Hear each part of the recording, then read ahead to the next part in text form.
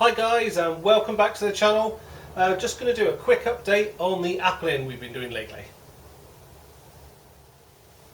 As you saw from the previous videos, or if you haven't seen them you can have a look, we've done a bit of crushing. We've done approximately 12 of these crates. These ones here.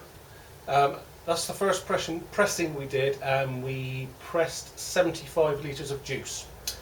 So that was 2 weekends ago. Last weekend we done another 12 and got another 75 litres of juice, so we're now at 150 litres. Now, as you can see, we've been picking again, and we've got about 22 more crates at the moment. Well, here we've got 22 more crates. I'll just give you a show.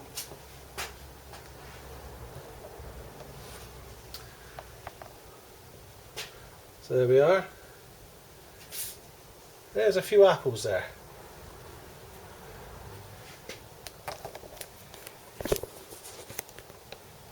Right. As well as the 22 though, I do apologise if it's a bit dimpsy down here, but we've got a few spare.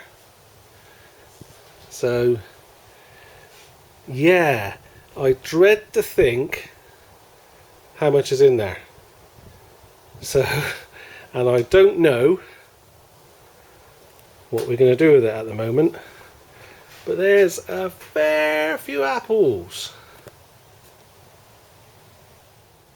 So we've got a few apples to deal with. I don't think we're going to be able to cope with crushing all these apples ourselves, so we might phone around some of the local cider makers and see if they want some, because if we even do one more pressing, that's going to give us, we're going to have 225 litres of apple juice come cider.